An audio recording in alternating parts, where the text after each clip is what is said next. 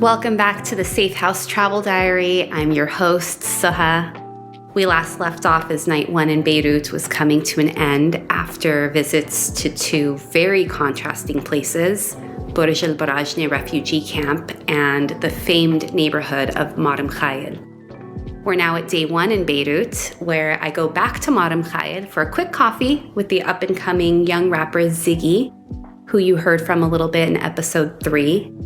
After that, we plan to head to the concert venue, Ked, where Chino was throwing his farewell concert. He was leaving Beirut for good in a couple days, but not before agreeing to sit down for an interview with me at soundcheck. Yes, I was going to meet the man himself, the Syrian Filipino rapper who I couldn't get out of my head on that boat back in Istanbul. This is episode 4, MAMLUK. Give it a clap. Okay. Welcome to the Safe House, a diary of my global exploration of hip-hop in misunderstood places. Hi, my name is Suha. I'm a mama, Lebanese immigrant, and most of all, I'm curious. I'm traveling around the world meeting hip-hop artists in their safe houses to talk about the experiences that shape their music. Welcome to Season 1, 3 Nights in Beirut.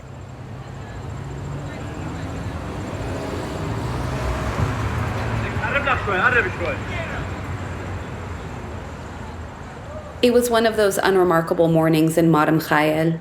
Saleh was locking up his motorcycle near the coffee shop where we planned to meet Ziggy, when something caught my attention, an opening in the buildings that line the street. I noticed yellow caution tape. And when I walked over and looked at the view between the buildings, it took me a moment to realize what I was looking at. There was a highway overpass running parallel to the Mediterranean Sea, and just behind it, some buildings on the shore. Cranes, warehouses. The Beirut grain silo. I was looking at the port of Beirut. The crater there was left behind by the almost 3,000 tons of ammonium nitrate that exploded that afternoon in August 2020. I tried to imagine what it must have sounded like or felt like if I was standing here the afternoon of the explosion 2 years ago. I imagined my mom and my kids, Amina, Karim, Medina. I turned around and looked behind me. Homes, shops, restaurants, offices. I understood now why Mikhael was so severely damaged after the explosion. People flocked to Mikhael to pull survivors and victims out of the buildings and begin the citizen-driven rescue, recovery, and cleanup effort. This is Beeks, rapping from his bedroom about the trauma inflicted by that day. كهرباء ما في المبنى يهز شمال يمين بقلب البيت ما في امان فالعالم عالطريق خافوا وجع مع سكوت سنة بسنة عم بموت الله وحده العالم بالحصل فركدنا عالسجود هزت شو مش انفجار تاني خايف افتح عيني لاقي فوقي في مباني وصوت صريخ ولاد مأذي وعي جوات الألم ما حدا انسلم من أول حدث فما بالك من تاني دق اطمن هالمرة كم شهيد بعدك عايش طب فيك تقلي كم واحد ماتوا فيك بين حريق بين غريق بين غلا وتحت الأنقاض بين قاضي وبين جلسة بين عدو وبين صديق تروما لون الدم على الحيطان دمعة ابنها مات ووجع بلد ولاده تيتمت تروما هزة هيدي أو نترات هالمجاهد كلها براسي من ذاكر بيروت تهدمت تروما من ذاكر بيروت تهدمت. By the time we linked up with Ziggy, there wasn't time for coffee like we planned. We were all running late to soundcheck, so we decided to go to Ked together. Ziggy and Saleh looked at me as I figured out the mathematics of the situation. We had one motorcycle and there was 3 of us. I said, I'm not riding in the middle. And with Ziggy wedged between us on the motorcycle, the 3 of us rode to Ked.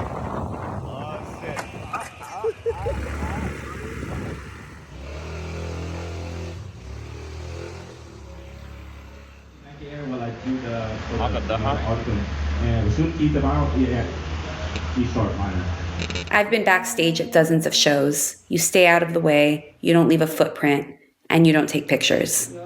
So we kept a distance as Chino soundchecked, and I got to catch up with Ziggy for a while. We're on the rooftop of KD right now, Ked.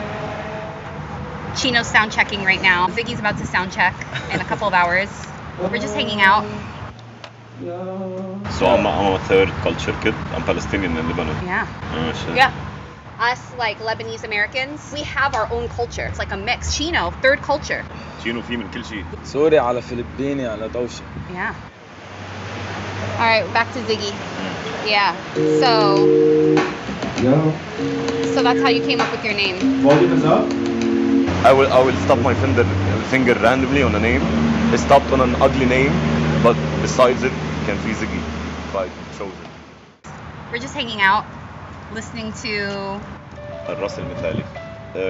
The chorus goes أنا في رحلة للراس المثالي means I'm in a journey to the perfect thinking. Me too. Nice.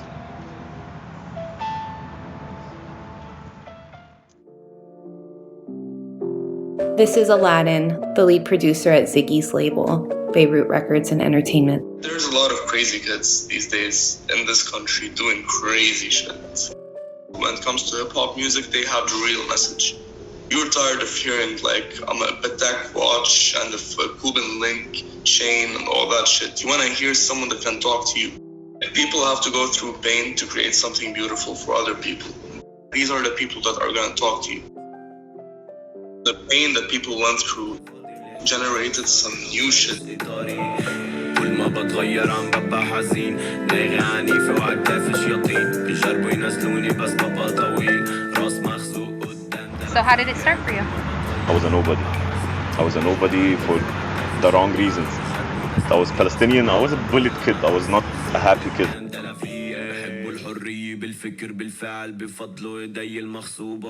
Like I was scared in school and in house. Like I got beaten everywhere. And my dad was not very fatherish. Like بميل to violence. I mean I moved to Syria because of fucking war in my area. A lot of violence. Yeah. But I wanted to revenge. I wanted to make someone out of no one. خليلك كلمة كفافت بالعتالي أنا لحالي بعيش اكتشفت من لما فتحت عم بقتل بحالي وقعد تسألني عشو عم بدور أنا في رحلة للراس المثالي. Ziggy grew up surrounded by violence, at home, at school, in his town. He mentioned it in our conversation in passing, but he's referring to the 2007 siege on the Nahr al-Barid Palestinian refugee camp. I was 9 years old, and yes, we moved to Syria because of total war, not violence. It was a fucking termination to the whole refugee camp. No house was left. During the months-long siege, all 27,000 refugees fled the camp, and the Lebanese army leveled it in order to smoke out members of the Fatah al-Islam group. By his 21st birthday, he had inherited a Lebanon more uncertain than the Lebanon his parents grew up in. Now 24 years old, he was living in Mikhael, working on his first album, and on his journey to Al-Ras al-Mithali. We need to at least find a small W in this. Everyone's creating their own path. And that's what I think makes us special as a country.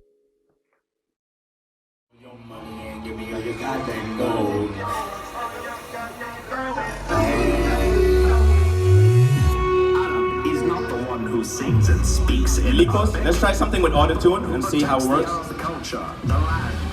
I was there to meet Chino, full stage name Chino with a Y, one of the most consequential MCs to call Lebanon home. So rare does this happen in life, when you daydream about something and then get to actually experience living it. Are you backlit again? I'm super sweaty too. You guys sit on the couch. Oh yeah. Air Max, Air Force, Air Jordan.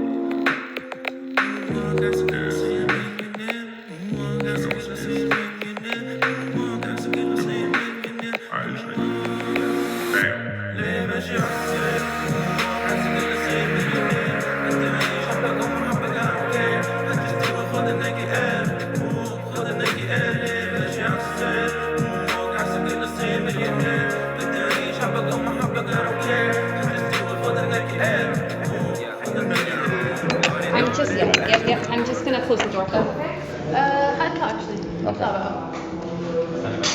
So, just before we start, your full real name and just that I can choose record. Yeah, okay. My name is Nusrat Sherbajee. I'm known as Chino with a Y. Once based in Beirut, now moving to London.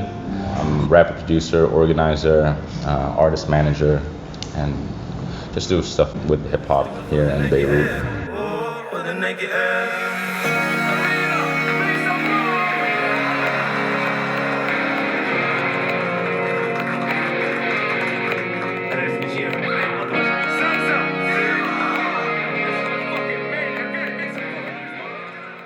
Dope. I put on my third culture kid hat because I feel like I need to have this on while I'm talking to you.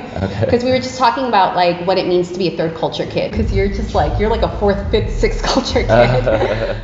When we sat down, Chino told me about why he was drawn to hip hop culture and how it shaped him as a mixed third culture kid who was born in Southeast Asia but grew up in the Middle East. Yeah, well, I'm half Syrian, half Filipino, and I was born in the Philippines. I moved to Saudi when I was a kid, when my dad was working there.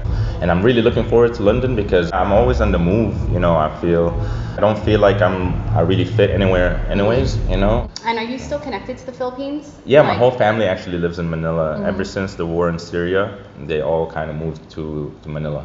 We're a pretty big family, and when it comes to my siblings, I try to keep them together, like we're a team. And when I moved to Saudi, I had no friends. Really nothing. Even my mom didn't have friends. It feels like us against the world a lot of the times. Nobody really understands us in the Philippines, and nobody would really understand us here in the Middle East, sort of. I wanted to talk to you actually about your musical influences. What era of music did you grow up in? I started listening to hip hop back in '93. Yeah, and my first album was 1993 by Naughty by Nature. I remember seeing the video clip for the first time, and people chilling on the basketball court. And I used to love playing basketball, and their own whole demeanor, their whole swag is their own thing, So to me, that was just refreshing, and I think it's just something I really wanted. So that attracted me to the whole culture because it's I felt, I guess, probably lonely, and then when I saw a video like that, it was wow, that's really cool. I would like to have a group of friends like that, And my best friend when I was growing up, he's Armenian, and he used to live in Glendale, and he would fill up his zip drive with music, and especially LA and underground stuff. And then so I got really into the underground LA scene without me actually being in LA. That's crazy to me because if I didn't know anything about you and I were introduced to you, I would 100% think you were from LA. A lot of people would especially from America, would ask me if I'm from LA, and that kind of shaped sort of who I am. We don't feel fully Arab, and we don't feel Western either. Definitely not Western, that's for sure. An outsider everywhere, Chino found the closest thing to home within the Lebanese rap scene and leaned into the unapologetic authenticity that defines Lebanese rap. The most important thing about hip hop is representing the context you come from. And that's why I feel hip hop should be guys like J. Cole, who wanted you to know about Vietnam. North Carolina, Mm-hmm. And there's always been that, for me it was to have a back and forth between the Arab diaspora and the West, but export what we do from here to them. There's this Arabic diaspora that's really hungry for this stuff, and also having more identity issues because of where they're from. I think the more interesting hip hop is always the people who invite you to their world, and I think that's important for these young kids. Chino is at the center of proving that along with having dope MCs, DJs, breakdancers, producers, and graffiti artists, the relative freedom of expression and ethnic and religious diversity make Beirut the ideal regional hub for Arabic hip-hop. And by the summer of 2019, the success of the Arena Rap Battle League and the week-long hip-hop festival Beirut Scum Week proved that to be true. But by 2020, hopes for the scene needed to be readjusted in the new Lebanon, the post-Lida collapse, post-COVID, post-port explosion Lebanon. The Lebanon where the only thing for certain is that it's changed in ways that will take a very long time to recover from. Oh, yeah. Yo. Play something? Anything? Yeah, check it. I built this from the ground up. Yeah, I made the scene. You a cry baby throwing tantrums to make a scene. Class clown trying to badmouth. You get the smack down. Cause when I'm handing checks, you quiet with your hands out. I'm exponentially. I saw talent and I saw people who could do things. I saw I have the power to do things if I put my mind to it. So I always really tried to make the scene evolve. There was no example of success, so you really just had to do it because you love to do it.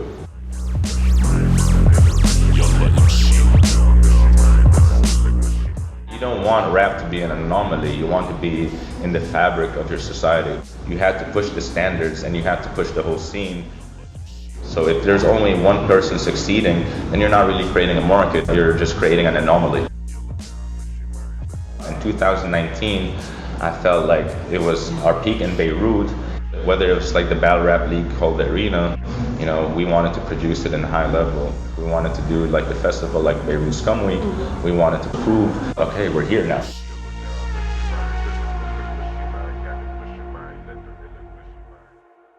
You're going to London now. What are your hopes?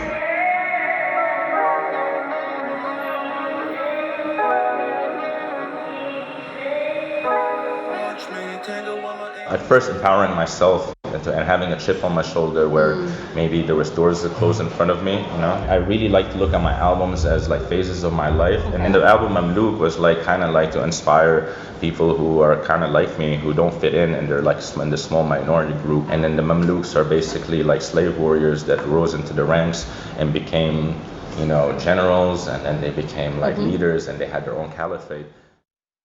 There's been articles and social media posts that have both condemned the Lebanese rap scene as dead in the aftermath of 2020 and celebrated it as experiencing a renaissance.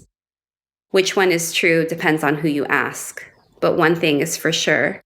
The MAMLUK spirit that drives both a scene veteran like Chino and a newcomer like Ziggy to make something from nothing persists.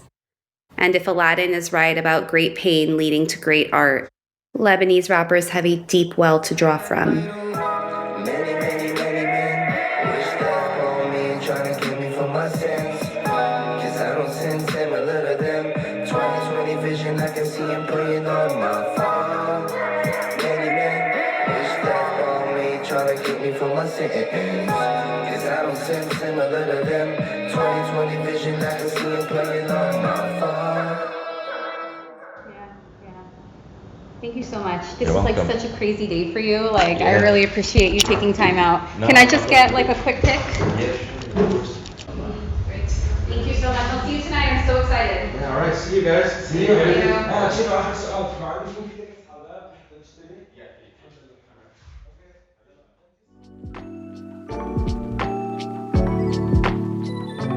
In this episode, you heard from Beaks, Aladin, Ziggy, and of course, Chino with the Y.